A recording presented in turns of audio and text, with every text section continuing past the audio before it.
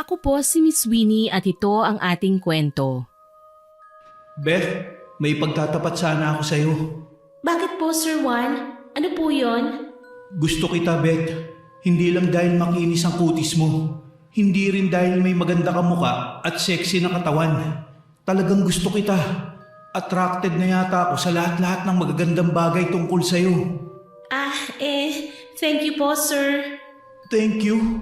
Hindi yan ang sagot na inaasahan ko, Beth. Kailangan kong malaman kung gusto mo din ba ako. Ano? Pero sir, inosente pa po ako sa ganyan, sir. Sa katunayan, never been kissed, never been touched pa po ako ng kahit na sino, sir. Yan ang gusto ko eh. Inexperienced woman. Ayaw mo ba nun?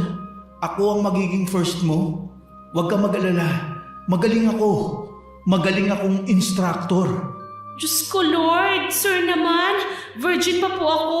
Bakit ang halay naman po ng pananalita niyo? Naku, sir, hindi pa po ako magiging ready. Hoy, gaga! Anong pinagsasabi mo? Gusto ka ni sir na maging model kaya ka tinatanong? Lintik na babaita ka! Ang dami mong hanas! Ay, umepa lang kontrabida. Talagang nakikialam ako, bruha! Itigil mo ng kalandian mo sa amo natin! Akin siya! Ano? Gusto mo si Sir Juan? Aba, Emilio, mukha kang brusko, no? Nakakatakot nga yung abs mo eh. Tapos kapwa mo lalaki ang gusto mo? Gumising ka nga. Mukhang maningning, kislap ng bituin. Mukhang maningning, mukha'y gawing saging. Sa isang iglap na pahawak ako sa aking muka. Nanlalaki ang aking mga mata. May mahaba akong baba pero kulay dilaw. Makapalang balat at hinog na hinog. Dali-dali akong nagpunta sa banyo at nanalamin. May gusto akong kumpirmahin. Gayon na lang ang pagkahindik ko nang makitang nagbago ang mukha ko at naging saging. Bakla ka! Anong ginawa mo sa akin? Bakit naging saging ang magandang mukha ko? Diyos ko, paano pa ako magugustuhan ni Sir Juan? Yan ang nararapat sa'yo. Malanji ka kasi habang buhay na yan, girl. Sambit ni Emilio kaya naman dala ng pagkataranta ko, walang babala ko siyang sinabunutan. Walang yaka, Emilio! Ibalik mo ako sa dati kong anyo! Kung hindi, lulunurin kita sa sabon! At nagsabunutan kami ni Emilio ng walang hinto hanggang sa tingin ko, pareho na kaming makakalbo. Nagsisisigaw ako kaya nasa ganoong estado ko nang maramdaman ng malalakas na tapik sa aking balikat. Bumalikwas ako ng bangon at hinihingal na dinama ang aking ulo. Wala akong kasabunutan. Sa halip, ang nakasimangot na mukha ni Tita Jaya ang nakita kong nakapamewang na nakaharap sa akin. Salamat, panaginip lang pala. Ang akala ko totoo na. Beth, gumising ka. Abay kaliit-liit mong babae, ang lakas mong tumili. Daig mo pang ginisang bakla ah. Ano bang nangyayari sa'yo? Tita, salamat po at ginising niyo ako. Akala ko talaga mamamatay na ako eh. Ano bang napanaginipan mo at sigaw ka ng sigaw? Panaginip? Baka bangungot ka mo. Napanaginipan ko na naman po ang bruhang si Emilio, tita. Natatakot na talaga ako sa kanya. Bakit ba kasi para niya akong lalamunin ng buhay sa tuwing napapatingin ako kay Sir Juan? May gusto ba siya sa akin? Hay nako, puro ka talaga kalokohan, bata ka. Ang mabuti pa, bumangon ka na riyan. Marami kang lalaban ngayon. Pagbutihan mo, kapag natuwa si Sir Juan sa'yo, nagbibigay siya ng tip. Kaya ayusin mo ang trabaho mo, ha? Alam kong masarap ang amo natin at nakakatakam, pero wag na wag kang mahuhulog sa kanya. Ay, opo, tita. Pagbubutihan ko po talaga. Gusto kong makaipon para mabili ko ang pinapangarap kong swimsuit. Tsaka promise, hindi ako lilingon sa ano niya, no? Hay nako, engot ka talaga. Naghihirap na nga tayo, swimsuit pa rin ang nasa isip mo. Tsaka baka naman tatango-tango ka dyan, tapos malalaman ko na nagpabuntis ka lang sa kanya. Ako naman sinubukang magpapansin, kaso lang ayaw niya yata bilhin ng beauty ko, kaya ingat ka. May kalandian din pala sa katawan ng tita ko. Hello, 1980s ka kaya? Luma ka na tita, humanap na po kayo ng katapat niyo. Abayin ngayon ang naglalandi ang kabataan kontra matatanda. Tsaka hindi pa naman makunat ang balat ko, no? Hay, may asim pa ako, no? Napangiwi ako nang pagkatapos sabihin ni Tita Jaya ang mga kataga na yon ay kinurot niya ako sa singit. Aray ko po tita, masakit naman. Huwag niyo namang saktan ng virgin kong singit. Ay nako, ewan ko sa yung bata ka. Sana lang good mood ang amo ko ngayon para may power siyang patulan ng katabilan mo. O mas maigi, huwag ka nang magsasalita kapag nakita mo siya para hindi na mairita. Nagkibit balikat na lang ako sabay ngiti ng pagkatamis-tamis. Oo nga po pala, ako si Beth, 23 years old sa kasalukuyan. Ang kwentong ibabahagi ko po sa inyo ay nangyari lang noong nakaraang taon. Bali lumaki na po akong si Tita Jaya lang ang kasama ko sa buhay. Hindi po kami magkadugo. Ang sabi niya, nakita niya ako sa basurahan. Isa ako sa minalas na anghel na tinapon ng nanay ko noong sanggol pa lamang ako. Si Tita Jaya na noon ay nagtatapon ng basura sa basurahan ay natagpuan naman ako. Inangkin na niya ako na tunay niyang anak, Miss Winnie. At kahit kailan, hindi ako nagsisisi na siya ang kinilala kong magulang. Huwag mong kalilimutan ang mga bilin ko, ha? Kokolektahin mo lang ang labahin ng amo natin at dadalhin mo sa laundry area para maglaba. Huwag na huwag kang daldalera. Hindi nakikipag-usap si Sir Juan. Malandi yon. Lalong huwag mong kakausapin si Emilio. Isa pa, masungit ang tikbalang na yon. Tatandaan ko po, tita. Baka naman patangu-tangu ka lang dyan, ha? Pero pagdating doon, sisirain mo lang ang napag-usapan natin. Naku, hindi po, tita. Mabait po ako, promise. Hay, pagpasensyahan mo na ako, iha, ha? Kailangan ko muna talagang magpasab muna sa'yo, eh. Alam kong hindi ka sanay sa ganitong trabaho. Pero masama lang kasi talaga ang pakiramdam ko. Kaya kailangan mo muna akong pansamantalang palitan sa pagiging labandera. Huwag niyo na pong isipin yon, tita. Sa pagkup-kup niyo pa lang po sa akin, sobrang laki na ng utang na loob ko. Kaya maliit na bagay lang po ito. Niyakap ako ni tita bago kami nagpatuloy sa paglalakad. Hindi naman kalayuan ang bahay ni Sir Juan mula sa tinutuluyan namin. Tsaka stay out kami kaya kahit araw-araw kaming magpunta sa bahay ng amo namin, nakakauwi kami kagad sa amin. Sa bakuran na lang ako hinatid ni tita bago siya sumakay sa tricycle. Dadaanan pa niya ang kumare niyang may utang sa kanya dahil kailangan niyang bumili ng gamot. Nangako ako sa sarili ko na kapag sumahod na ako kay Sir Juan, mabibilhan ko din si tita ng maintenance niya pati na ng pagkain na hindi pa namin natitikman. Mabagal kong binuksan ang kulay maroon na gate. Malaki ang bahay ni Sir. May infinity pool sa harap ng up and down na bahay. Alagang-alaga ang garden. Presko at maaliwalas. Modern style ang bahay ni Sir. Karamihan sa dingding ay gawa sa salamin. Air-condition din sa loob at walang aso o pusa na gumagala dahil hindi raw mahilig sa hayop ang aming amo. Oh, nariyan ka na pala. Bilisan mo. Magbihis ka na at double job ka ngayon. Ano, Mang Emilio? Bakit? Labandera lang daw ako, sabi ni tita. Labandera? Huwag kang mag-inarte kung gusto mong huwag matanggal sa trabaho. Tandaan mo, ako ang mayordoma rito. At saka huwag mo akong tatawaging Mang Emilio, tonta. Inis na sambit ni Emilio at init siya sa akin ng maid's uniform na medyo maliit. Bakit maiksi ito? Hindi yata kasya sa akin ng uniform. Tsaka mababasa ito kapag naglalaba ako. Tama na nga ang kakaangal. Bilisan mo dyan. At day off ko ngayon. Kailangan kong umalis para sa beauty rest ko. At pagbalik ko, magiging pinakamagandang Diyos na ako. Ang taray mo, Day. Babae ka. Diyos ko, wag ka nang umasa, Emilio, ha? Kahit kailan hindi ka magiging kagaya ko. Flawless, sexy, and beautiful. Ha? Hindi sa pagbubuhat ng sariling bangko, marami po talaga ang nagsasabi sa akin na maganda ako, Miss Winnie. Maputi at makinis ang balat ko na tila alaga sa skincare. Ang buhok ko, maitim na hanggang bewang at medyo makulot. Katamtaman lang ang height ko na babagay nga naman kay Sir Juan. Hindi, joke lang po. Alam kong masyadong mataas ang pangarap ko pero sobrang gwapo naman po kasi ni Sir Juan. Actually, kahawig nga po niya si Coco Martin eh. Oh, tulala ka na naman. Bilisan mo na, puntahan mo na ang amo natin at aalis na ako. Okay po, lalakad na, Emilio. Ang arte mo? Amo natin, oo, naghihintay na. Hay nako, kung bakit naman kasi kailangan ko pang mag-uniform eh. Ang sikip-sikip na nga, ang iksi pa ng laylayan. Kitang-kita na nga ang makinis kong hita, oh. Pumasok ka na sa loob.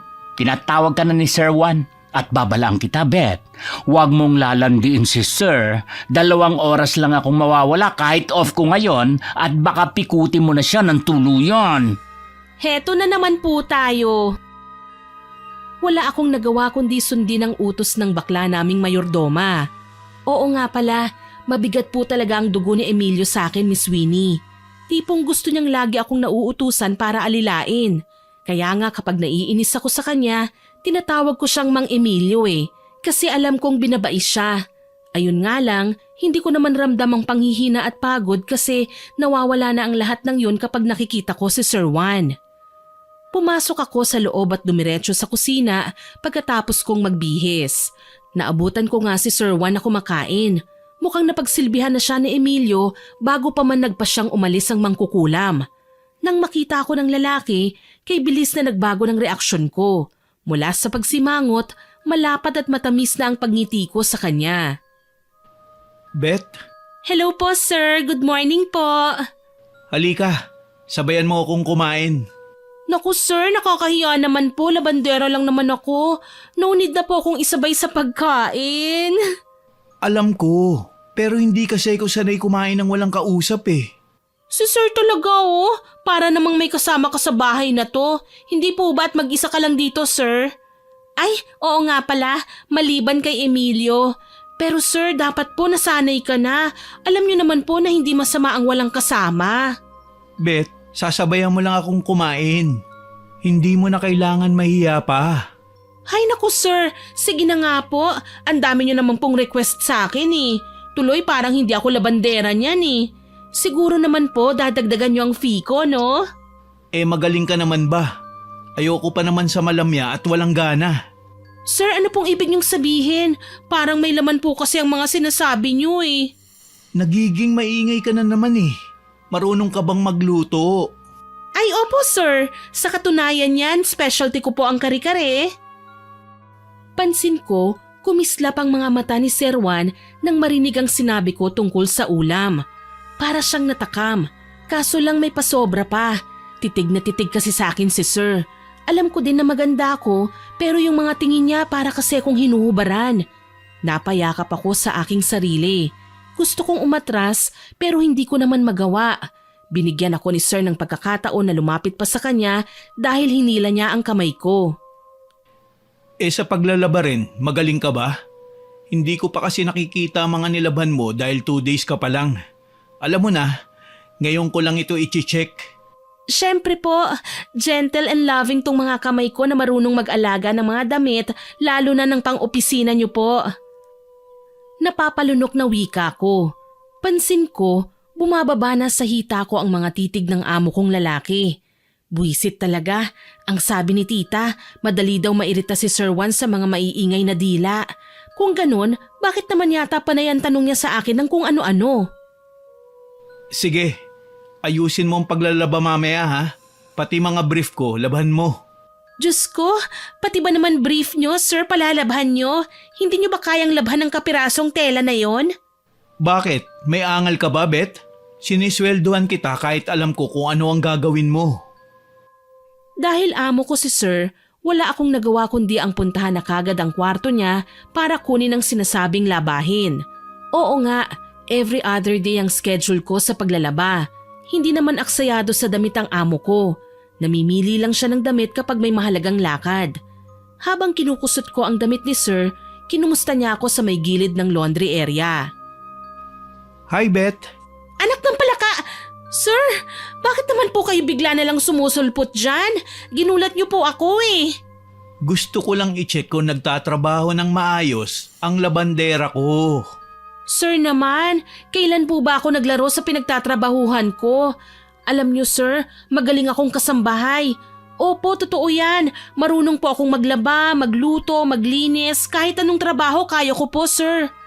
Teka nga po sir, ano nga pong ginagawa niyo dito? Wala ba kayong trabaho? Ang tabil talaga ng dila mo, no? Hindi ka ba napapagod ng kakasalita? Bakit naman ako mapapagod sir? Kayo naman, nagsasalita lang naman ang bibig ko, hindi naman nagtatrabaho. Ay, ano ba tong mga sinasabi ko? Hindi naman talaga nagtatrabaho ang bibig, ano? Oo nga pala sir, ako munang papalit kay Emilio habang wala pa po siya ha. Alam ko, nagpaalam na sa akin si Emilio. Huwag kang mag-alala. Day off niya ngayon. Paano naman po ako sir? Ang gagamitin kong day off yung mga bakanting oras dapat ni tita. Hindi ka magde-day off. Kailangan mo kong pagsilbihan. Pero sir, Nag-day off na ang tita mo. Actually, sobra pa nga yun eh. Ilang days na ba siyang wala rito? Mga 1 week na nga siguro eh. Kailangan mong pagtrabahuhan yun. may sakit naman po si tita. Naiintindihan niyo naman po siguro yun ano? Iba ka. Iba si Jaya. Magsiset ako ng off para sa'yo. Pero habang bago ka pa, hindi ka muna magde-day off. Uy, tignan mo ko. Basa ka na oh. Lumapit si Sir Juan dala ang pamunas. Wala sa wisyong nanlaki ang mga mata ko nang makita ang sumunod niyang ginawa. Pinunasan niya ang bandang dibdib ko. Tila hindi siya aware sa kanyang ginagawa, pero ako, kahit tela lang naman nahawak niya ang dumampi sa damit ko, tila maliit na paru-paro yun na naglalaro sa ibabaw ng balat ko. Hindi ko mapigilang lumunok habang naiilang na napapaatras sa kanya. Ay, sir, kaya ko na po to. Wala po ba kayong trabaho? Para po kasing nakaabang na kayo dito sa ginagawa ko eh. Wala akong trabaho ngayon, Beth. Saka natutuwa akong kausapin ka eh. Akala ko po ba, suplado kayo, yun ang sabi ni tita? Parang hindi naman eh. Mas malamang ang kalandian nyo, sir. Kay lakas ng naging tawa ni Sir Juan, mas lalo siyang nakaka-attract tingnan. Akala lang ni Jaya yun, nasuplado ko. Pero ang totoo, natutuwa ako sa'yo. Si Jaya naman kasi, seryoso kaya madalas. Hindi ako ngumingiti sa kanya. Hindi ko rin ugaling makipagkaibigan sa mga kasambahay ko. Pero iba ka, Beth. Si sir talaga oh, pinalalapad na naman ang atay ko. Isama mo na pati ang abdo mo. Sir Juan, ano na namang kalandian to? Ang sabi ng mami mo, bawal kang makipag-usap sa mga kasambahay. Tumaas ang kilay ko nang marinig ang sinabi ni Emilio. Nariyan na palang ambisyosang bakla. Hindi man niya sabihin, alam kong gusto niya si Sir Juan.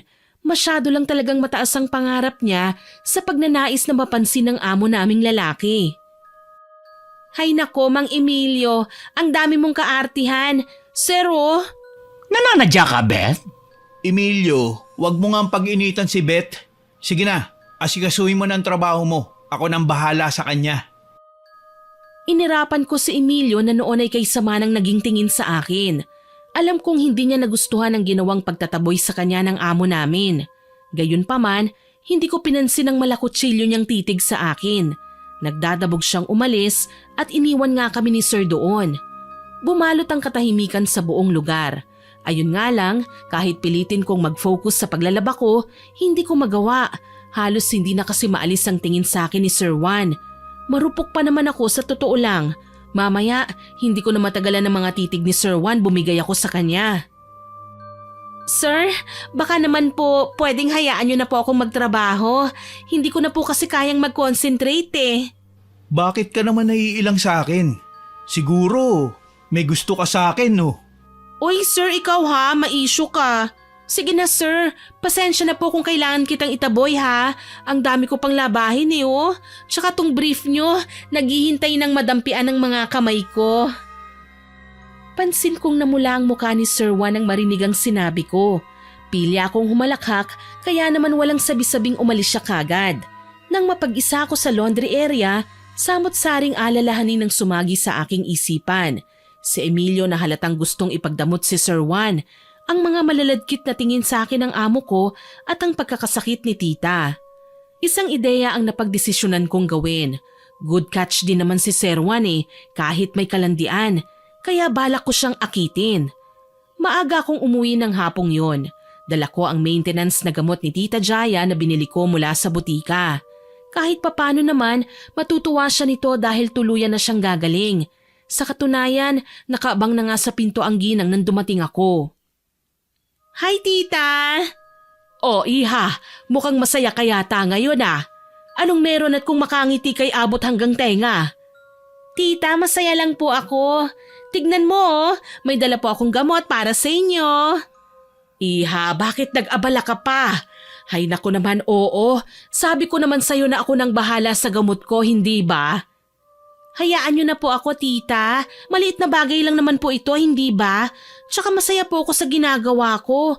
Joke lang naman po yung tungkol dun sa swimsuit eh. Alam niyo naman po na hindi pa ako kailanman nagkalakas ng loob na ipakita ang kaluluwa ko. Ikaw talaga, puro kakalokohan. O paano, halika na. Pasok na at nakapagluto na ako ng hapunan. Hay, hindi ko na nga lang natapos kaagad kanina dahil sumama na naman ang pakiramdam ko. Kung bumalik po kaya tayo sa doktor para magpa-check up ulit, tita? Gastos lang yan, iha. Okay na ako sa iniinom ko. Pero may naisip akong paraan para mas gumaan pang nararamdaman ko. Napatingin ako kay tita. Nang sunduin ko siya sa bahay ni Sir Juan noong isang linggo, namumutla na ang ginang. Malamig ang mga paa at kamay. Halos hindi makasuka kahit palaging sinasabi na masakit daw ang tiyan niya at naduduwal siya. Nang dalhin ko naman siya sa ospital, wala namang findings ang doktor. Kaya sa klinik ko siya dinala. Kahit papano, niresetahan naman siya ng gamot dahil ang sabi na over-fatigue lang daw siya. Kaya nga kailangan kong mag-sub sa kanya sa pagiging labandera eh. Kasi nakakabinat nga naman ang maglaba lalo na ng mabibigat na kurtina at kumot. Anong paraan naman po yan, tita? Lalapit ako sa albularyo. Sa tingin ko kasi, may paliwanag siya tungkol sa sakit na nararamdaman ko eh. Malay ko lang naman, hindi pala normal ang karamdamang tumama sa akin na may magic na palang kasama yon. Aba, bago yan ah. Paano nyo naman nasabi yan, tita? Palagi kasi akong nananaginip, iha. May nakikita akong manika na tinutusok-tusok. Hindi ko naman maaninag kung sino ang may hawak. Basta kailangan ko lang talagang lumapit din sa albularyo. Malay natin, may masabi silang mahalaga tungkol sa nararamdaman ko. Sana nga po, tita. Nalulungkot ako kapag nakikita ko kayong matamlay at may sakit. Sanay ako na maingay kayo at matabil din ng dila na kagaya ko. Tama na nga muna ang tungkol sa akin. Siya nga pala, kamusta ng trabaho mo? Ano, okay ka lang ba? Okay naman po, tita. Si Emilio, hindi ka ba ginugulo? Naku, wag mo nang pansinin ng baklang yon. Alam mo naman napapansin lang talaga siya. Matagal na po ba si Emilio sa bahay na yon? Medyo matagal na rin. Nauna nga siya sa akin ng 3 buwan eh. Kaya siya ang naging mayordoma. Tingin ko po sa baklang yon, may gusto kay Sir Juan. Nagagalit kasi siya kapag lumalapit si Sir sa akin eh. Aba, lumalapit si Sir Juan sa'yo? Naku, ingat ka lang iha ha. Kung hindi kanya pinagsusupladuhan, nanlalandi ng babae ang amo nating yon. Kapag ginanahan pa siya, ginagawa niyang flavor of the day niya. Ibig sabihin, pwede kanyang paglaruan. Hindi ko pa nga nasasabi sa'yo na kung marami nang nabuntis ang lalaking yon. Ay, may gulay! Seryoso po ba kayo, tita? Mukha ba akong nagsisinungaling? Kaya ko nga sinasabi sa'yo para mawarningan ka, hindi ba? Tumango ako at bumuntong hininga sa sinabi niya. Sa bagay tama nga naman si tita eh. Kanina nga lang, kung makatitig sa akin parang inaalam na kung anong sikreto ng balat ko at hindi maialis ang tingin doon hanggang sa maitaboy ko. Tita, hindi naman po siguro gagawin ni Sir sa akin yun ano. Ibig kong sabihin, mababa akong uri ng tao kaysa sa kanya. Mahirap lang tayo habang siya mayaman. At may alam ka na sa mga ganyan? Nagrarason lang po, tita. Huwag po kayong mag-alala sa akin. Dalagang Pilipina pa rin naman po ako. Hanggang landi lang, walang totohanan. At muli, kinurot na naman ni tita ang singit ko. Kinabukasan, sumama ako sa kanya sa albularyo na sinasabi niya. Mabuti na lang, wala ang amo namin. Umalis at kailangang bumiyahe. Wala din akong labahin at hindi pwedeng magpunta sa bahay ng amo ko dahil wala rin si Emilio. Kaya nagdesisyon akong samahan si tita. Kailangan din kasi naming malaman kung ano ang magiging komento ng albularyo. Sa kabilang bayan nakatira ang lalaki. Medyo malayo sa kalsada. Gawa sa kawayan at pawid ang bahay ng lalaking sa tansya ko, nasa edad 56.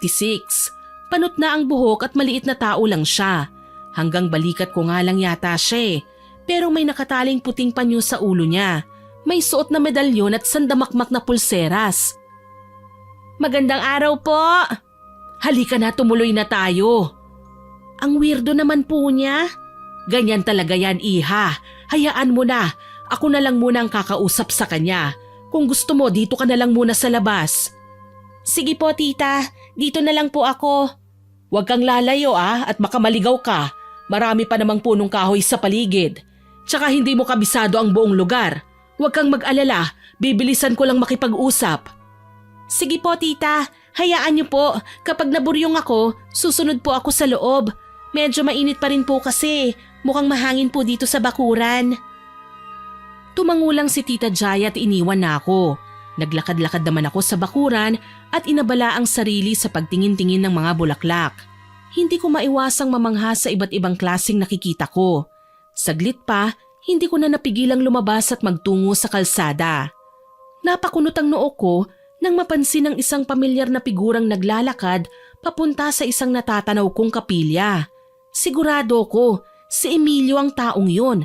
Dala ng matinding kuryosidad, napagdesisyonan kong puntahan ang binabae kong katrabaho para malaman ko kung ano ba ang ginagawa niya sa loob. Nadatnan ko siyang nakaluhod sa harapan ng mga puon at nagdarasal. Mahal na puon, patawarin niyo po ako sa aking mga kasalanan.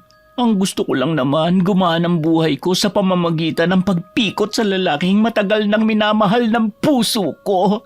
Hala, kung ganun may ginayuma ka? Beth! Anong ginagawa mo rito? Ako nga ang dapat nagtatanong sa'yo niyan. Anong inihihingi mo ng tawad ha? Siguro ginayuma mo si Sir Juan ano? Kaya nagdarasal ka kasi nakukonsensya ka sa mga ginawa mo. Gaga? Wala akong ginagawang ganyan. Gayuma ka dyan. Lasunin kaya kita. Ba't guilty ka? Tsaka bakit parang namutla ka nang banggitin ko si Sir Juan? May binabala ka bang masama sa kanya? Masyado talagang pasmado yung bibig mo, no? Kaya nga ayaw ko sa'yo eh. Huli ka na sa eksena. Kaya sana, huwag ka nang e-epal sa love team namin ni Sir Juan. Oo, may gusto ako sa kanya, pero hindi ko siya ginayuma. Ang taas naman ng pangarap mo, bakla. Alam mo, hindi naman kasi kayo bagay ni Sir. Ako ang nararapat sa kanya kahit pahuli na ako sa eksena. Kaya sorry ka na lang. Aagawin ko siya sa'yo. Napansin kong ikinuyom ni Emilio ang kanyang palad. Hindi nagustuhan ang sinabi ko. Totoo naman hindi bagay ang lalaki sa kapwa lalaki. Tatamaan sila ng kidlat kapag pinilit ni Emilio ang gusto niya. Tsaka kawawa naman si Sir Juan. Siguradong magkakasakit siya kapag si Emilio ang pinatulan niya. Tingin ko pa naman sa kontrabidang baklita, marami ng ginahasang lalaki. Kaunting babala para sa'yo, bruhildang babae. Malayo na ang narating ko at marami ng pinagdaanan para pakialaman mo. Marami na rin ako sinaktan para layuan si Sir Juan kaya wag mong hihintayin na pati ikaw, saktan ko rin. Pinagbabantaan mo ba ako? Nagsasabi lang ako ng totoo. Hindi ako papayag na mapunta sa ibang babae si Sir Juan. Nanlaki ang mga mata ko sa kanyang sinabi. Aniya, marami na siyang sinaktan. Posible ba na si Tita Jaya, sinali pa niya sa kalokohan niya? Bago ko pa man maisipang umalis, kinumpronta ko na siya kagad. Teka lang Emilio, magtapat ka nga sa akin. May kinalaman ka ba sa pagkakasakit ng tita ko? Magsabi ka ng totoo. Nahihibang ka na ba? Wala akong kinalaman, no? Para-paraan ka din para makapagbintang, no? Ang sabihin mo, sakitin na talaga ang tita mo kaya siya nagpasab sa'yo sa trabaho. Pansin ko, labas sa ilong ang ginawang pagsagot ni Emilio sa akin. Naglulumikot na rin ang eyeballs niya at panay ang lunok kahit wala namang kinain. Malamang may ginagawang kababalaghan si Emilio. Pinaningkitan ko siya ng mga mata tsaka nilapitan. Malalaman ko rin kung nagsisinungaling ka, tikbalang. Baka akala mo natatakot ako sa'yo, Oras na malaman kong may kinalaman ka sa pagkakasakit ng tita ko, pangako, pipilipitin ko ang pagkalalaki mo hanggang sa maging tuyo pa siya sa sinampay na binilad sa araw. Sinadya ko siyang sindakin para sakali man matakot na siya. Kinakabahan din kasi ko sa malalaman kong resulta ng pagkonsulta ni tita sa albularyo. Nang maalala ko nga siya, iniwan ko na si Emilio sa loob ng simbahan. Masama ang tingin niya sa akin pero hindi na ako nag-aksaya pang pakialaman siya. Beth, ikaw talagang bata ka. San ka ba nagpunta? Sabi ko naman sa'yo, dito ka lang sa malapit, hindi ba? Saan ka ba nagpunta at kanina pa kita hinahanap? Ay, sorry po tita. Naaliw kasi ako sa katitingin sa paligid eh. Hindi ko na malayan na napapalayo na pala ako. O paano? Halika na at umuwi na tayo. Sa biyahe ko na lang sasabihin sa'yo ang mga natuklasan namin ng albularyo. Kinulam raw si tita. Ayon ang sabi sa kanya ng albularyo. Isang taong may matinding inggit sa katawan ang ginusto siyang bigyan ng sakit. Hindi ako makapaniwala. Para kasing nagtutugma ang nangyari kay tita sa narinig kong sinabi ni Emilio na kung hindi ba naman tatanga-tanga, nagsasalita na malakas ang boses sa loob ng kapilya. Seryoso tita? Kinulam ka? Oo nga, kaso hindi malaman kung sino ang may gawa. Ang sabi lang ng albularyo, maging maingat ako sa lahat ng taong nakapaligid sa akin. Hindi niya po ba sinabi kung anong nangyari? Kung sinong gumawa nito sa inyo? Hindi niya sinabi kung sino ang nanakit sa akin. Basta mag-iingat na lang daw ako at inumin ang mga halamang gamot na inihanda niya. Tumango ako at muling sumulyap sa kalsada. Hindi naman mahirap isiping may kinalaman nga si Emilio sa pagkakasakit ng tiya ko. Kaya naman isang ideya ang naisip kong gawin para mapatunayan ito. Naging masipag ako ng mga sumunod na araw. Sa pagpasok ko ulit sa bahay ni Sir Juan, hindi lang pang-akit ang napagdiskitahan kong gawin sa kanya. Lihim din akong mag-iimbestiga sa kung ano ba ang tinatagong lihim ni Emilio. Gaga, bakit nakatanga ka na naman dyan? Ano? Talaga bang maninindigan ka na umastang reyna sa bahay na to? Ang labahin mo, naghihintay sa kwarto ni Sir, kunin mo na. Oo naman Emilio, kukunin ko. Ikaw naman atat na atat masyado. Maaga pa kaya ngayon, marami pa akong oras para makapaglaba. At bakit kikislap-kislap yung mga mata mo? Kailangan mong tandaan, labahin lang ang kukunin mo, hindi si Sir Juan. Bakit? Kapag pati ba siya nilabahan ko, magagalit ka? Nanlisik ang mga mata ni Emilio. Tila lalamunin na ako sa labis na galit. Inaasar ko lang naman siya eh. May gusto lang kasi talaga akong matuklasan. At base sa nagiging reaksyon niya, alam kong may kinalaman nga siya sa pagkakasakit ni tita. Ngayon, kailangan ko lang ng pagkakataon na makapasok sa kwarto niya para makita ang mga ebidensya. Kailangan ko lang maging maingat at humanap ng tiyempo. Tahimik akong umakyat sa itaas. Una kong kukunin ang mga labahin ko kaya kumatok ako sa kwarto ni Sir Juan. Mabilis namang binuksan ng lalaki ang pinto. Hello po sir, si Beth po ito, kukunin ko lang po ang mga labahin niyo. Beth, namiss kita. Bakit hindi kita nakita kahapon? Hinahanap kita eh. Ay, ang OA mo sir ha, nakalimutan niyo na po ba? Hindi ba't umalis kayo para sa business deal niyo kung saan lupalop ng Pilipinas kayo nagpunta? Tapos kagabi lang kayo bumalik? Basta, hinahanap pa rin kita. Kaso, wala ka eh. Sir, every other day po ang schedule ko sa paglalaba, hindi po ba?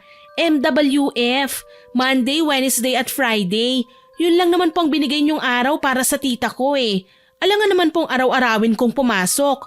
Mamaya hindi niyo ako swelduhan, sayang naman. Talaga ba? Sige, dodoblihin ko ang sweldo mo. Pero araw-araw ka nang pumunta rito sa bahay. Kahit hindi pa marumi ang kortina, laban mo na. Ang gusto ko, nakikita kita araw-araw.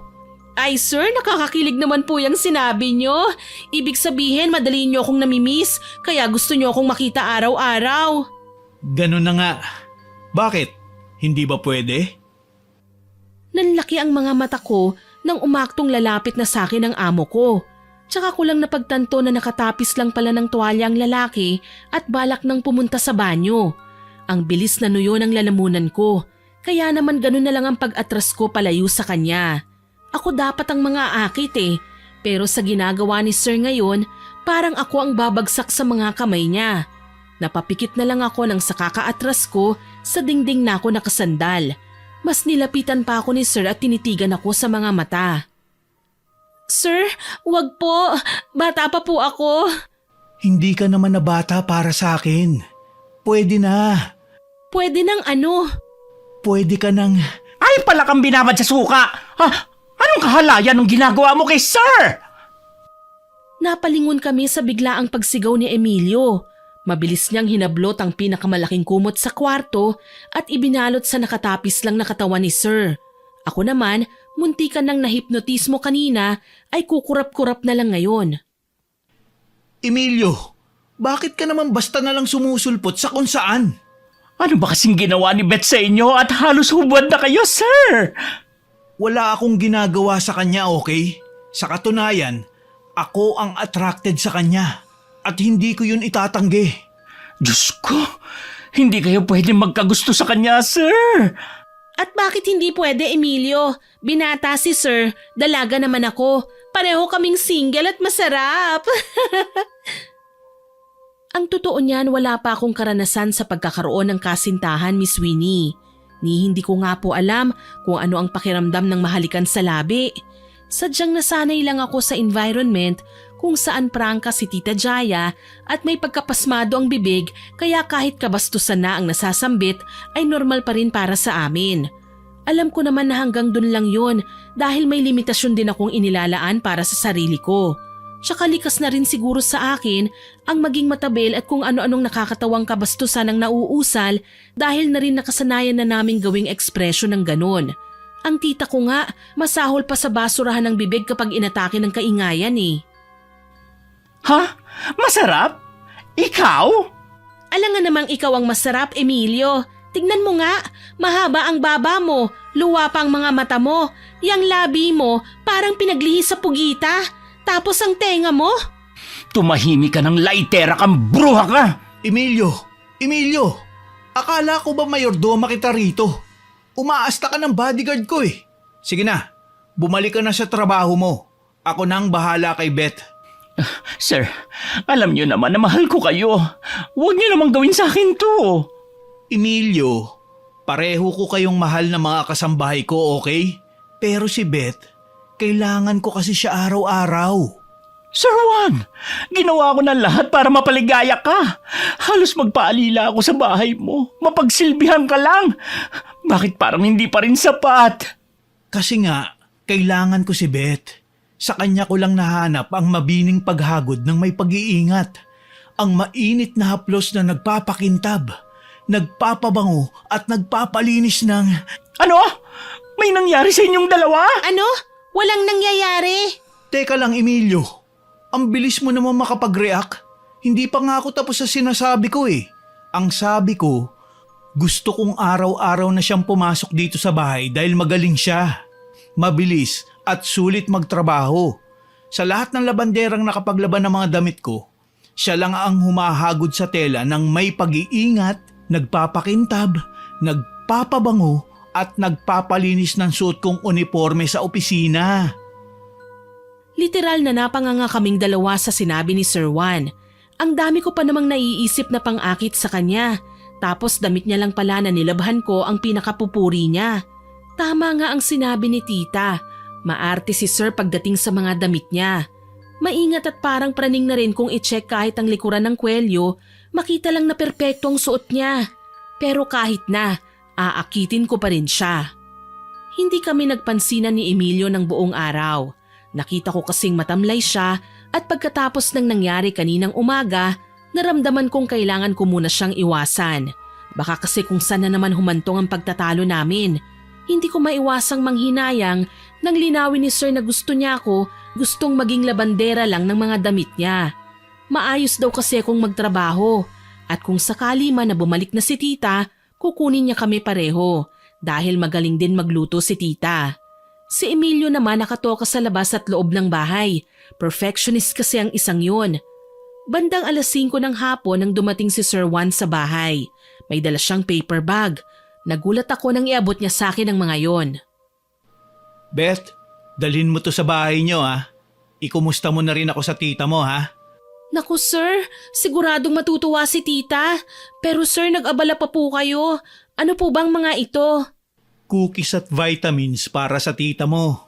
Sana magpagaling siya kagad. Ang bait-bait niyo naman po sir. Hayaan niyo po makakarating kay tita ang mensahe niyo. Napakabuti niyo po sir. Akala ko talaga literal na suplado kayo kagaya ng sinabi sa akin ni Tita Jaya. Kung hindi naman suplado babaero daw po kayo. Kay lakas ng naging tawa ni Sir Juan. Aliw na aliw siya sa sinabi ko, kaya naman nang mapagtanto yun, napaatras ako at tinakpan kagad ang bibig ko. Bakit ba naging ganun ako katanga? Nagawa kong sabihin kay sir ang sekreto namin ng tita ko. So, ganyan pala ang pagkakakilala sa akin ng tita mo. Ay, sorry po sir. Hindi ko po dapat sinabi yon. Sinabi rin ba sa'yo ng tita mo kung bakit ganun ang ugali ko? Naikwento niya ba sa'yo na minsan nang nasaktan ang damdamin ko? Ikaw po, broken-hearted? Paano nangyari yun? Sinong tangang babayang nanakit sa'yo? Nababaliw na ba siya? Ang pogi niyo nga eh, ang sexy pa, ang bango, mabait, at higit sa lahat mayaman. Alam niyo sir, kayo ang sagot sa panalangin ng bawat dalagang naghihirap na kagaya ko. Talaga? Pogi ako? Mabait?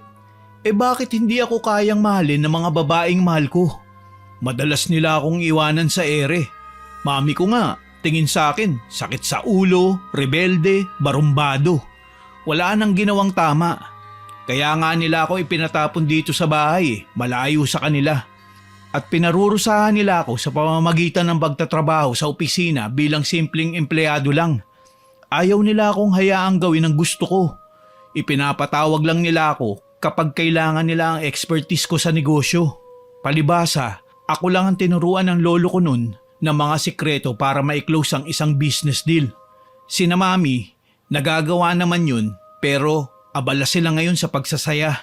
Tumatanggap na lang sila ng benefits na ako naman ang naghihirap. Hindi man lang nila magawang pakinggan kung ano ba ang gusto ko. Ano po bang gusto niyo sir? Ang maging isang bumbero. Sir naman, ang gwapo niyo, magbubumbero lang kayo? Beth, hindi mo dapat nilalang ang mga bumbero. Matatapang sila, walang inuurungan. Hindi kagaya ko. Matatakotin na nga, wala pang nagawa para iligtas man lang ang babaeng mahal ko. Ano pong ibig niyong sabihin, sir? Hindi ako niloko ng babaeng mahal ko. Namatay siya, Beth. Kasama siyang nasunog sa isang ospital na magkaroon ng aksidente 2 years ago. Isa siyang nurse at matapang na tumutulong nun sa mga pasyente na makalabas sila ng building. Ilang tao ang nailigtas niya pero hindi na siya nakalabas pa. Kasama siyang sumabog na mga gamot nang magtago siya sa lab. Alam ko yun dahil humingi siya ng tulong sa akin sa pamamagitan ng pagtawag sa telepono bago pa man siya kasamang nasunog. Hindi ako nakapagsalita sa mga siniwalat ni Sir Juan. Buong akala ko talaga malandi si Sir, babaero at walang alam sa buhay kundi ang magpalaban ng mga brief niya at abangan ako sa pagtatrabaho buong araw. Mabibigat din pala ang dinadala niya at hindi ko mawari kung bakit nasasaktan din ako. Sorry po sir, hindi ko po alam, hindi yan naikwento ni tita sa akin. Okay lang, pagpasensyahan mo na rin si Emilio ha. Aware ako na lagi kanyang sinusungitan. Matagal na siya sa amin kasing tagal ng tita mo. Kaso lang, nung mamatay ang girlfriend ko, si Emilio nagbigay ng balikat para masandalan ko. Siya ang nagpatahan sa akin. Siya ang nagpamulat sa akin na hindi ko dapat nilulunod ang sarili ko sa depression. Sir, isa pang seryosong tanong, may gusto rin po ba kayo kay Emilio? Kay Emilio? Bakit? Akala mo ba bakla ako? Wala naman akong kahit na anong problema kay Emilio. Lalo na't mabait naman siya at inaalagaan ako. Pero sorry, wala akong pagtingin sa kanya. Babae ang gusto ko, Beth. At ikaw yun. Pakiwari ko, umapaw ang kaligayahan sa puso ko at nilunod ako sa matinding kilig ni Sweeney. Parang hindi posible na nagkakagusto sa akin ang amo ko. Kaya naman ikinurap-kurap ko ang aking mga mata at muli siyang binalingan. Sir, labandera niyo lang po ako.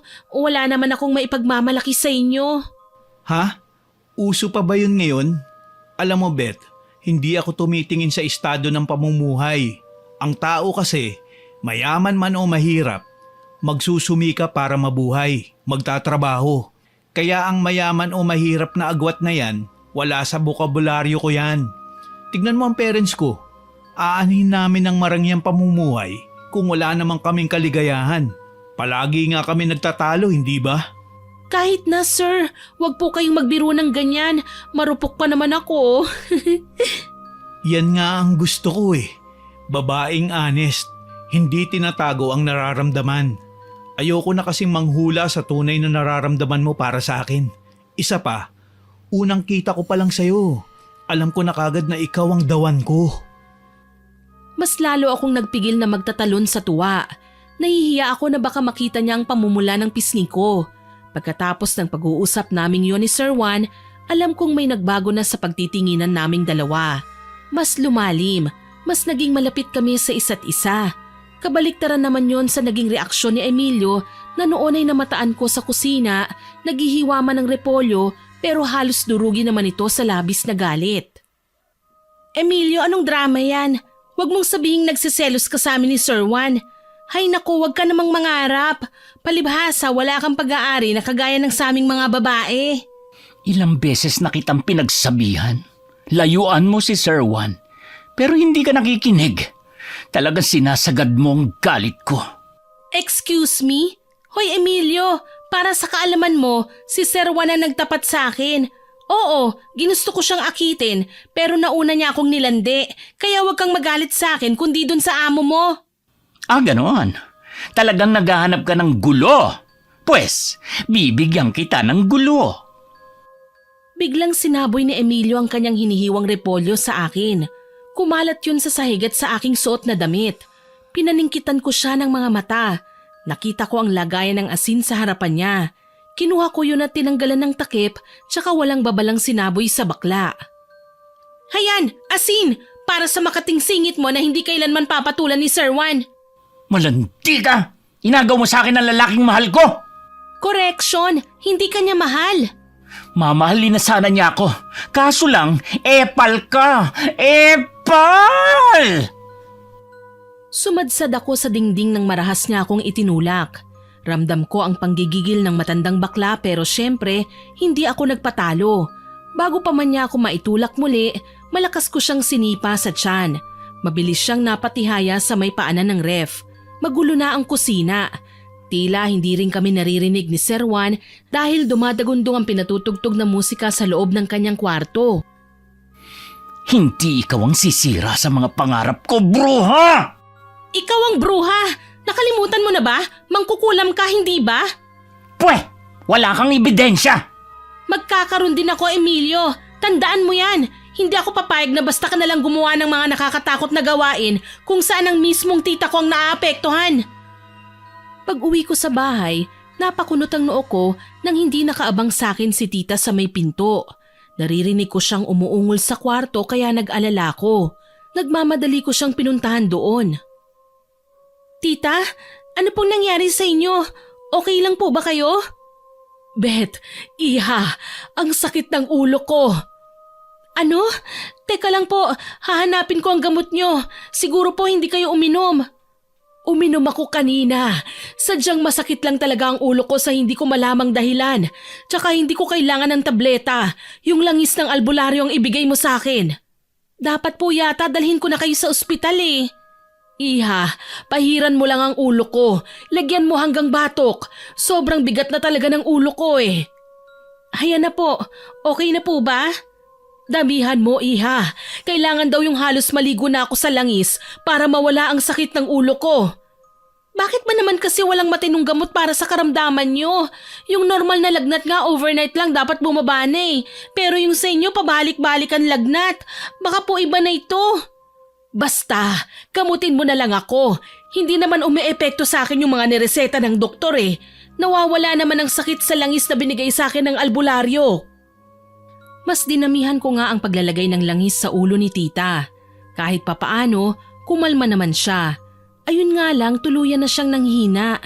Mabuti na lang, may cellphone ang albularyo na gumamot kay tita. Tinawagan ko ang lalaki para sabihin sa kanya ang nangyari. Ayon sa albularyo, nang mga sandaling umuungol si tita sa sakit, ay siyang pag-atake na naman ng mangkukulam na nananakit sa kanya. Mas lalo kong nag-alala para sa kapakanan ni tita. Malamang may ginagawa na namang kababalaghan si Emilio.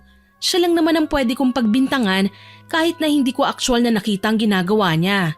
Alam ko yon dahil nahuli ko nga siyang nangungumpisal sa mga puon sa kapilya.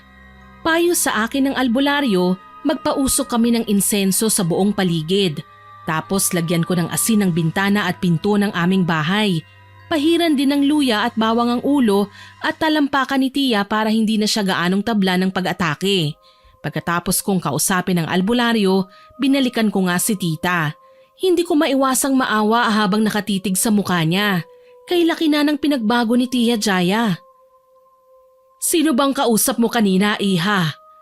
Tinawagan ko po ang albularyo, Tita. Sabi niya kailangan kong magpausok para maitaboy ang masasamang elemento na tinawag ng mangkukulam para manggulo sa atin.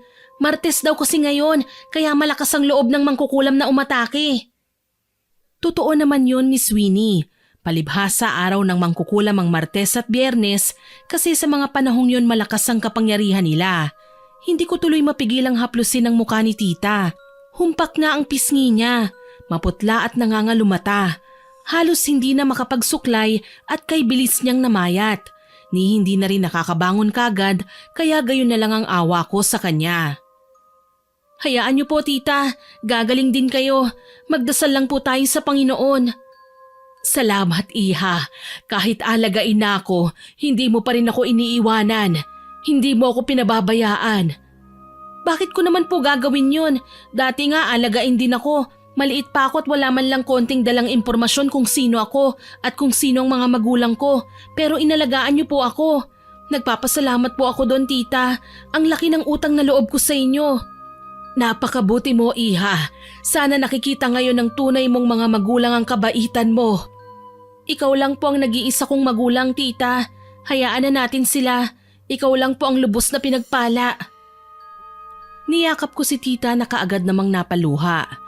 Kung tutuusin, ako talaga ang pinagpala sa aming dalawa. Binigyan ako ng Panginoon ng isang mabuti at maalagang ina na kahit hindi man ako nanggaling sa kanya, minahal ako at inari na kadugo niya. Kaya gagawin ko ang lahat mapagaling lang siya. Kinabukasan, pumasok ako sa bahay nila Sir Juan. Wala noon si Emilio na ayon naman sa mismo kong amo, nag-day off daw. Siya namang paalis na rin papunta sa trabaho. Gustuin ko man na magtagal muna para makausap ka. Hindi pwede. May importante kasi kong meeting kasama ang mga clients. Alam mo na, para bumilib si na mami at daddy. Okay ka lang ba rito? Okay lang naman po, sir. Maglalaba lang naman po ako, hindi ba? Teka nga, bakit nakashare ka pa rin sa akin? Hindi ba MU na tayo? Dapat, babe na ang tawag mo sa akin. MU? Babe? Oo, MU. Mutual Understanding. Ganun naman, di ba? Sir, dalagang Pilipina po ako. Gusto kong maranasan na ligawan sa bahay namin. Kung gusto niyo po talaga ako, dadalaw kayo doon at manunuyo. Tsaka sa mga panahong ito, hindi ko pa kayo pwedeng bigyan ng assurance kasi may sakit pa si Tita. Lumalala na nga yata ang karamdaman niya eh. Talaga? Lumalala na ang sakit ng tita mo? Nagpa-check up na ba siya ulit? Ibang case ang sakit niya, sir. Mahirap po ipaliwanag. Kung ganun, nire-respeto ko ang desisyon mo at pinahanga mo pa ako. Ibang babae nga dyan kapag may nakitang oportunidad, sinasakmal na kagad. Pero ikaw, kalmado ka pa rin at may respeto sa sarili. Kaya huwag ka mag-alala.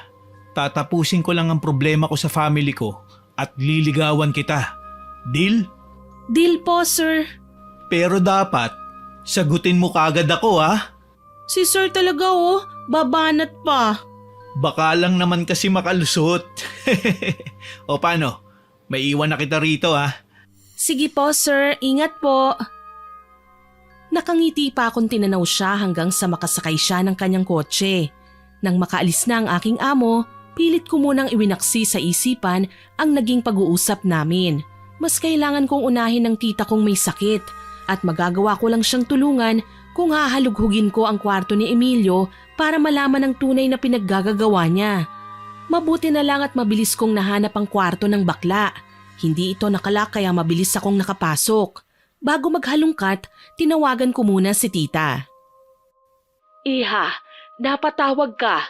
Nasa trabaho ka na ba? Opo tita, nandito na po ako. Off po ngayon ni Emilio. Alam kong hindi naman siya nagtatagal sa labas, kaya kailangan kong bilisan ang gagawin kong pag-iimbestiga sa kwarto niya. Kailangan kong makahanap ng kahit na anong clue na palatandaang siya ang kumukulam sa'yo. Ano? Si Emilio? Bakit naman niya gagawin sa akin ang bagay na ito? Tsaka bakit siya ang napagbibintangan mo? Galit siya sa lahat ng gustong lumapit kay Sir Juan, tita. Lahat ng babaeng nagugustuhan ni Sir o sa tingin ni Emilio ay mga babaeng hadlang para mapalapit siya kay Sir, kinukulam niya. Diyos ko, kung ano-anong pagkumbinsi pa ang sinabi ko sa albularyo. Alamin lang niya kung sino ang taong may malaking galit sa akin. Tapos malalaman kong si Emilio lang pala. Iha, ang mabuti pa umalis ka na dyan.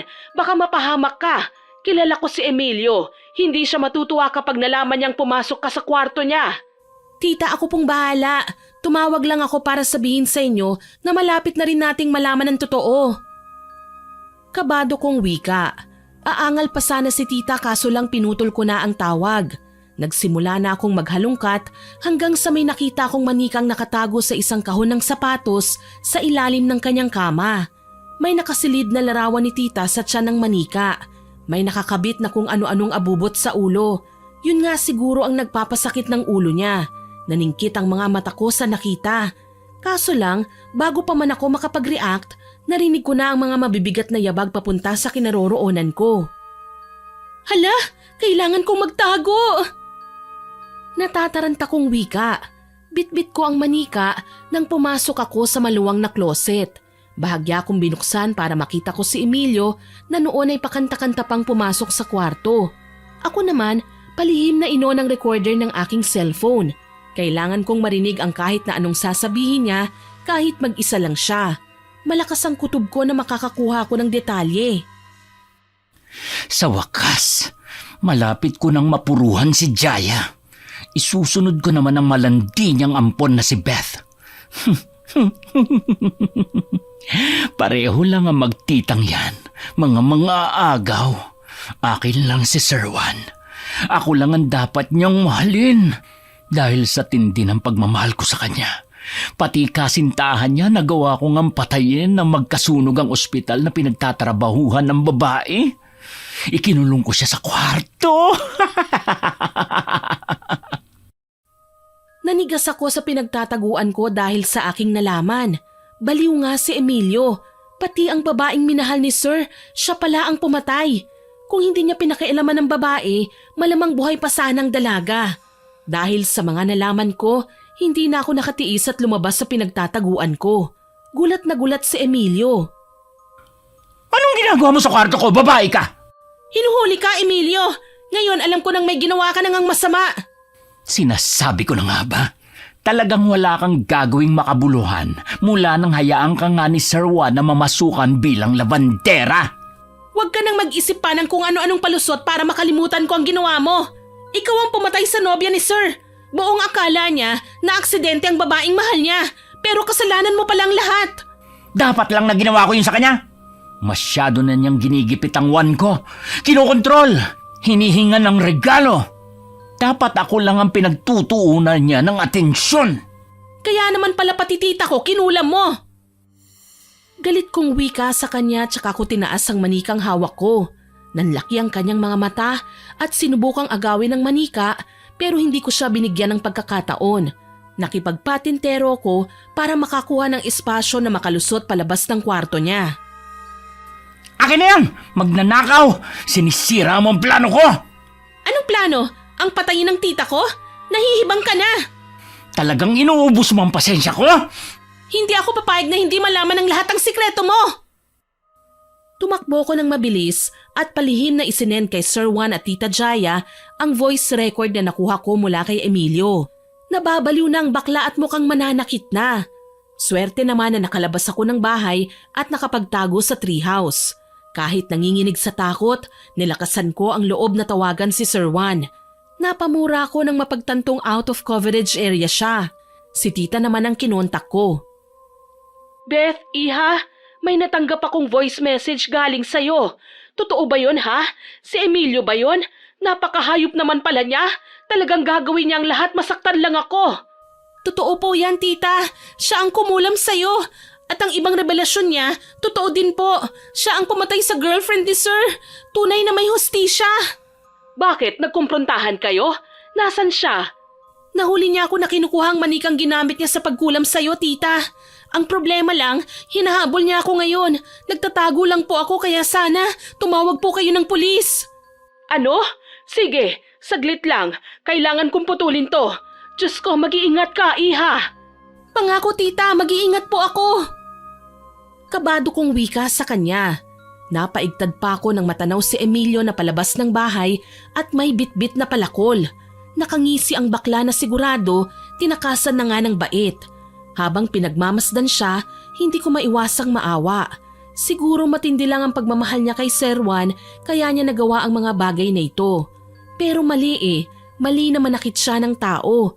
Nagawa pa niya ang mangulam. Kung tutuusin, naging mabuti naman ang lahat sa kanya. Beth? Nasaan ka? Lumabas ka na. Heto na makikipagbati na ako sa'yo. Utang na loob, Panginoon ko. Ilayo niyo po ako sa kapahamakan. Natatakot na po ako. Daig pa ni Emilio ang isang psycho. Beth? Talagang gusto mo magtagu-taguan Akala mo ba hindi kita mahanap? Kaya kitang sundan gamit lang ang amoy mo. Kaya sige, magtago ka at hahanapin kita. Saktong nag-vibrate ang cellphone ko kaya nagmamadali ko yung sinagot. Hindi ko na nga tinignan ng caller ID Hello? Beth, salamat naman at sumagot ka. Yung voice message na pinadala mo sa akin, totoo ba? Si Emilio ang pumatay sa girlfriend ko?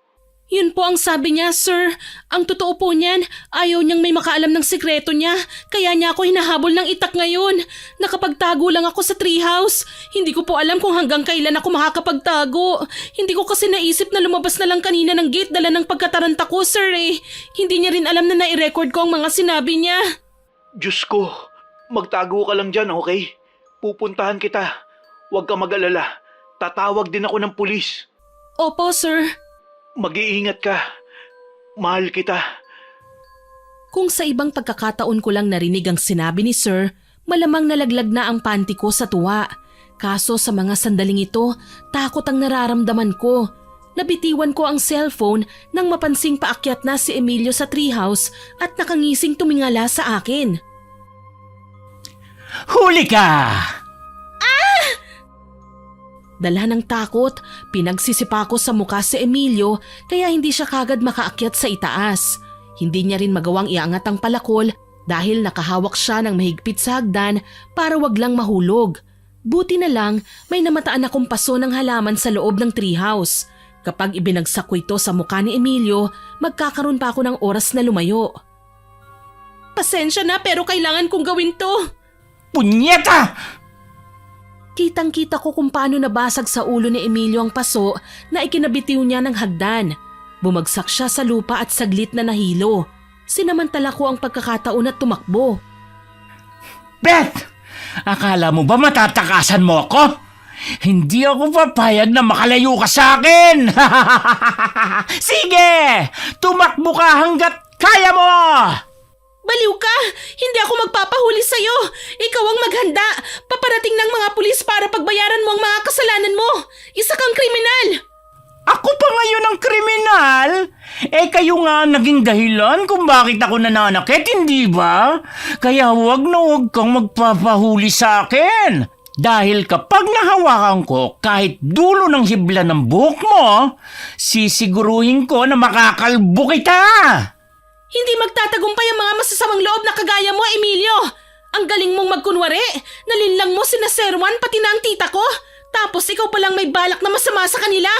Ang tagal naming nagpaloko sa'yo! Ang dami mo pansatsat!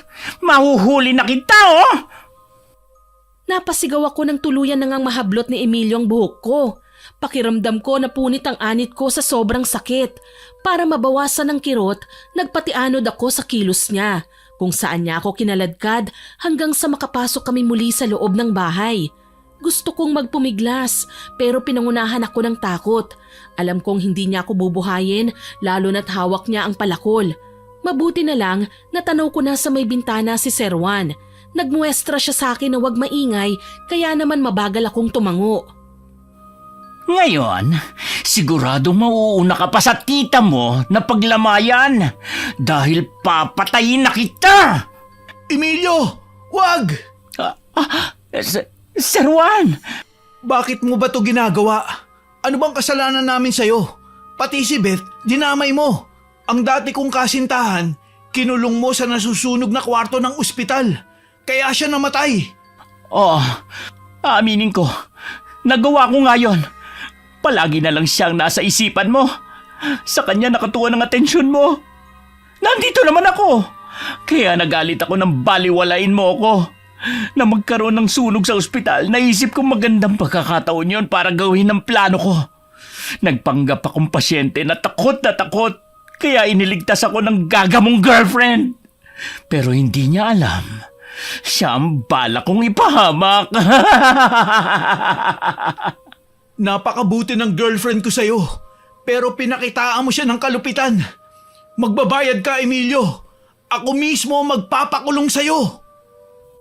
Napasigaw ako nang sumugod si Sir Juan kay Emilio. Sinuntok niya ang baklang mayordoma. Nagulat nga lang ako dahil hindi gumanti si Emilio sa kanya. Umiiwas lang ang bakla hanggang kaya pa niya. Sinamantala ko naman ang pagkakataon. Naghanap din ako ng maipapalo sa ulo ni Emilio para wag na siyang makapanlaban pa. Mabuti na lang na mataan ko ang kawali sa kusina. Tinansya ko ang bigat nun tsaka walang habas na pinukpok ko yon sa ulo ni Emilio. Naduling ang bakla at bumagsak sa sahig. Hingal na tinigil ni Sir Juan ang pag-atake at ako naman ang pinuntahan. Bigla niya akong sinugod ng yakap. Beth, ayos ka lang ba? Nasaktan ka ba ni Emilio? Namumula ang braso mo. Huwag niyo po akong intindihin, sir. Okay lang po ako. Akala ko talaga mamamatay na ako kanina eh. Mabuti na lang po dumating kayo kaagad. Dumiretso na kagad ako rito kanina na makausap ko si Tita Jaya. Tinawagan niya ako at sinabing tumawag na rin daw siya ng pulis. Sabay kaming napalingon sa may gate nang makarinig kami ng pagbukas. Gayon na lang ang tuwa ko nang makita si Tita Jaya. Kahit iika-ika siya, nagawa pa rin niyang makapunta para lang samahan ako sa mga pagkakataong ganito. Beth, salamat at ligtas ka. Akala ko nahuli na ako. Teka, bakit magkayakap kayo ni Sir Juan? Girlfriend ko na po ang ampun niyo, Tita Jaya. Aba, at nakikitita ka na? Hindi ba't Jaya lang naman ang tawag mo sa akin noon? Seryoso po ako sa ampun niyo. Sana naman po, pagbigyan niyo ang pagmamahala namin. Pero bago yan, magsasampa po muna tayo ng reklamo laban kay Emilio. Naaawa ako sa kanya pero kailangan niyang pagbayaran ang lahat ng kanyang mga kasalanan. Nilingon namin si Emilio na noon ay sinubukan pang makipagtalo sa mga pulis. Kaso nga lang, nakaposas na siya. Sir Juan, mahal talaga kita. Ginawa ko lang naman ang mga nagawa ko dahil gusto kong mapasakin ka. Hindi sapat na dahilan ang pumatay para sa pag-ibig, Emilio. Nanghihinayang ako sa naging samahan natin nun. Hindi lang kasi kita basta kinilalang mayordoma Tinuring pa kitang kaibigan. Patawarin mo na ako, Sir Juan. Pakawalan mo na ako pakiusap. Sorry, hindi ko magagawa ang bagay na yan. Kailangan mong panagutan ang lahat ng kasalanan mo. Hindi namin makakamit ang hustisya kung ganyang hahayaan ka lang namin na maging malaya. Minahal lang naman kita Dapat kahit sa bagay na yon, intindihin mo naman ako. Matagal na kitang iniintindi, Emilio. Masyado ka lang talagang kampante na umabot ka pa sa puntong pati ang mga mahal ko sa buhay, sinasaktan mo na. Umiiyak nang umiiyak si Emilio kahit noong sinasakay na siya sa patrol car. Alam kong hindi na siya makakapanakit pa dahil pati ang pagkulam niya kay tita tuluyan na ring natigil. Lumapit lang kami sa albularyo at pinatanggal ang nakataling kulam sa katawan ni tita. Salamat sa Panginoon at dahan-dahan na siyang gumaling. Ang galing mo talaga, iha. Hindi lang matabilang dila mo, literal na magaling ka rin palang makiramdam. Opo naman, tita. Hindi rin naman ako papayag na basta ka nalang saktan ni Emilio, no? Willing naman akong magpasabunot sa kanya, basta layuan ka lang niya. Hindi naman yata tama na isasakripisyo mo na lang palagi ang sarili mo para sa akin. Aba, kalokohan na yon. Tama ang tita mo, Sinta ko. Ay, nandyan na si sir. Sinta ko, hindi ba't magjowa na tayo? Ha? Paano? Kailan? Ikaw talaga. Nayakap lang kita ng isang beses, nagka-amnesia ka na. Sir Juan, diniskartehan mo ang ampon ko ha? Dapat dagdagan mo ang sweldo ko ha? Tita, nakakahiya ka. Bakit ako mahihiya? Aba, dapat nga ipagmalaki natin ang syota mo eh. Abay kamukha niya si Coco Martin, oh. Dahil dyan, pati ang bonus nyo, dadagdagan ko tita. Pero syempre, pahalik muna sa pisngi mo, sinta ko. Kinilig ako sa paraan ng pagtawag niya sa akin. Tuloy gusto ko siyang lamukusin ng halik. Maging wild naman kahit minsan. Tsaka hindi naman nakakahiyang pahalikan ng pisngi ko eh. Makinis naman ako. Flawless at tsaka... Ay basta, baka sabihin pa ng iba mayabang ako. Pero may maipagmamayabang naman talaga ako eh. Opisyal na nga kaming naging magkasintahan ni Juan pagsapit ng birthday ko noong January 2024. Malapit na kaming mag-anniversary at going strong pa rin ang relasyon namin hanggang ngayon. Kahit magkasintahan na, regular pa rin akong naglalabas sa bahay niya. Aba, nagpapasweldo pa rin ako ha. Siyempre kailangan ko pa rin naman ng trabaho kahit pinagsasabihan ako ni Juan na wag nang kumilos sa bahay. Sinta ko, nakakaya naman sa'yo. Girlfriend kita. Ayokong alilain ka sa pamamahay ko na hindi magtatagal, magiging bahay mo na rin. Juan, okay lang sa akin na pagsilbihan kita. Eh kasi naman may bayad yon. Tsaka safe na ako dito sa bahay mo. Kaya okay na muna ang ganitong setup natin. Kapag gusto mong mag-level up ng relasyon natin, tsaka ko palang bibitiwan ng pagiging mapang-akit na labandera. Mapang-akit talaga? Oo naman, wag mong sabihin hindi ka man lang naakit sa taglay kong ganda. Mababaliw ba ako ng ganito sa'yo kung hindi ako naakit? Mahal na mahal kita, Beth. Sa maikling panahon na nagkasama tayo, nakilala ka na ng puso ko. Masaya ako ng ganito lang muna tayo. Kaya sige, kung talagang gusto mo pa rin maging labandera, ikaw ang bahala. O tama na yan, naghanda na ako ng merienda. Sige na, kumain na muna tayo. Ayun! Maraming salamat, Tita Jaya. Walang anuman, sir. Tita naman, okay na ako sa Juan. Wag na pong sir. Sige, Juan. Pero wag na wag mo rin akong tatanggalin sa trabaho ko, ha? Masaya ako sa ganito. Pangako, magiging kasambahay ko po kayo hanggat kailan nyo gusto. Sabay na kaming nagmerienda ng mga sandaling yon. Ang balak ni Juan, puntahan si Emilio sa presinto. Ako naman ang nagpasyang sumama sa lalaki. Gusto ko rin namang makita ang baklang mayordoma eh. Pagdating namin sa kulungan, nadatnan namin si Emilio na tila ba kagagaling lang sa pag-iyak. Sumama ang timpla ng mukha niya nang makita kami ni Juan na magkasama. Kumusta ka na, Emilio? Ang tibay mo din, ano? Sinabihan na nga kitang layuan si Sir Juan. Mas nilapit mo pang sarili mo sa kanya ngayon. Ganyan naman talaga ang buhay, hindi ba? Madaya. Hindi lahat ng bagay na kukuha natin nang naaayon sa gusto natin. Minsan kailangan nating tanggapin ang kung ano man ang meron tayo. Emilio, alam kong mas matanda ka sa akin, pero sana pakinggan mo ko ha. Hindi mo dapat sinasayang ang buhay mo. Huwag mong ubusin ang oras mo dito sa loob ng kulungan. Magbago ka na. Humingi ka ng tawad. Alam ko naman na mabuti ang Panginoon at patatawarin ka. Hindi ko alam, Beth. May mga nasaktan na ako. Baka nga wala ng kapatawaran ang ginawa ko eh. Shh! Huwag mong sabihin yan. Lahat ng nangyayari sa buhay natin may dahilan at hindi ito ang panahon para sukuan. Ang dami kong nagawang mali sa'yo. Bakit nagawa mo pa rin akong patawarin? Ganyan naman talaga, hindi ba? Alam mo, naiintindihan kita. May mga pagkakataon talaga na nakahanda tayong isugal ang lahat para sa mga mahal natin. Pero gusto kong malaman mo na hindi lahat ng gusto natin para sa ikabubuti ng lahat. Kaya dapat isipin natin ang kapakanan ng iba, yung walang ibang masasaktan. Hindi ko akalain. Sa kabila ng mga nagawa ko, mabubuting bagay pa din ang sasabihin mo sa akin. Ang ibang tao kasi na nakagawa ng mali, kung hindi sinasaktan, halos bugbugin na nila. Hindi kami ganyang klaseng tao, Emilio. Naiintindihan ko naman ang sitwasyon mo eh. Sana lang tuluyan ka ng magbago. Hindi pa naman huli ang lahat para doon. Ngiti lang ang sinagot sa akin ni Emilio. Alam kong binabalanse pa lang niya ang mga nangyayari ngayon sa buhay niya. Kaya sa pagkakataong ito, gawin na niya sana ang tama. Tama si Beth, Emilio. Huwag mong isipin na porke nakakulong ka, wala nang pag-asa. Alam kong mabuti kang tao. Wala naman nilikha ang Panginoon na likas na masama at walang awa eh. At sana, wag mo nang kasusuklaman si Beth. Mahal ko siya, Emilio. Patawarin niyo po sana ako sa mga nagawa ko, sir. Hindi ko lang akalain na hahantong ako sa ganito. Hindi ko na nga kilala ang sarili ko eh. Ang nasa isip ko lang naman kasi noon, matugunan ang pagmamahal ko sa inyo. Sorry kung naghangad ako ng higit pa sa turing mo sa akin, Sir Juan. Okay lang. Naiintindihan ka namin. Gumaan ang pakiramdam ko sa naging pag-uusap namin. Alam ko naman na magsisimula na si Emilio na pagsisihan ng kanyang mga kasalanan.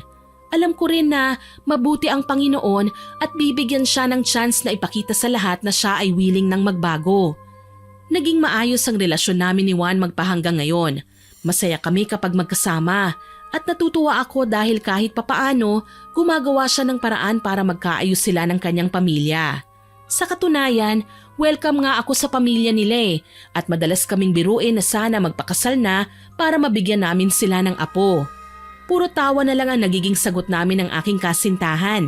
Ako man nakapulot din ng aral sa karanasan kong ito. Hindi ko kailangan mangakit o lumandi para makabingwit ng mayaman. Sadya kasing dumarating ito sa buhay natin nang hindi natin inaasahan. Maraming salamat, Juan. Masaya ako na minahal mo ko ng totoo. Kaya bilang ganti, ipapangako ko sa'yo, ikaw lang ang mamahalin ko hanggang ako'y nabubuhay. Bakit, Sinta ko? Sa kabilang buhay ba ibang mamahalin mo? Aba, hindi pwede yan ha. Magsiselos ako. Grabe ka naman, ang morbid mo ha. Hindi naman kasi yan ang ibig kong sabihin, no? Binibiro lang kita. Masyado kang seryoso eh. Sana all my love life. Ay, si tita bumabanat. Hayaan niyo po, tita. Ihahanap din po namin kayo ni Juan ng jowa. Balita ko, may tito si Juan na matandang lalaki. Eh, may abs ba? Baka naman kagaya ni Emilio yan, ha? Tita, hindi naman po lahat ng matandang lalaki bakla at takot sa babae. Ilan sa kanila, naging abala lang masyado sa buhay kaya hindi gaanong nakapag-focus sa love life. Pero kapag nakita niyo ang tito ko, sigurado, ibibigay niya lahat ng pinaghirapan niya sa inyo. Sige, go ako dyan. Oh, maghapunan na tayo. Nakakatuwa pala ang maging kusinera, no? Hindi ako nauubusan ng rekado kahit anong gusto kong lutuin. Hayaan niyo, tita. Kapag pinakasalan ako ng ampon niyo, pupunuin natin ang stock sa pantry. Siguradong hindi na kayo hihinto sa pagluluto. Sabay kaming nagtawanan dahil sa birong yon ni Juan. Masaya ako at kontento. Kahit pa nga siguro hindi mayaman ang lalaking mahal ko, alam kong magiging maligaya ako dahil siya ang pinagkaloob ng langit para sa akin. Hanggang dito na lamang po, more power po sa inyong channel at God bless. Sana po ay nagustuhan niyo ang aking ibinahaging kwento. Pero bago ko po tapusin ito, hindi makukumpleto ito nang walang shoutout sa masusugid nating listeners. Shoutout po kay Rose Jean from Hong Kong, kay Mika Balagot from Dubai, kay Moon Brave, kay Richelle Estrovillo, kay Chubby Lumentigar, kay Lea Lumentigar, Joanna Ibanez, Alvin Lumentigar at Mean Infante. Shoutout din po kay Rizal Galope, kay Charmaine Ebon, kay Ma'am Mel Santarita, Ma'am Martina Angdasan, kay Sheena Jane Cablay, kay Girlie Satur at sa Sealing Department ng Cosmo Malvar, Batangas. Hello din po kay Kimbara, kay Tara Dabi, kay Safa Magsaysay, kay Ma'am Filipina Palsario, kay Risa Paisano, kay Marasigan, Maria Cordova, kay Daleha at kay Kimi from Singapore. Shoutout din po kay Megan Jesmo, kay Rose Masayon, kay MJ Larbas, kay Carlota ng Nils Chicharon, kay Marlene Guerrero at sa Guerrero family from Pasig, kay Ma'am Barbilin at sa mga anak niyang sina Catriona at Vince, at hello din po kay Janet Engrata, kay Abu Aba, kay Mary Ann Valderamos at kina Manilyn Basco Bandillon, kay Jello, Jea at Jacob. Maraming salamat po sa inyong lahat na nag-comment at nakinig. Abangan niyo pa po sana ang mga susunod kong upload ha, at huwag kalilimutang mag-subscribe, like, share and comment sa story natin. Para po mabilis niyong makita kung may bago tayong upload, pindutin niyo lang po ang notification bell para lagi kayong updated. Aasahan ko pa rin po ang inyong suporta ha. Muli, Ako po si Miss Winnie na nagpapasalamat sa inyong pakikinig.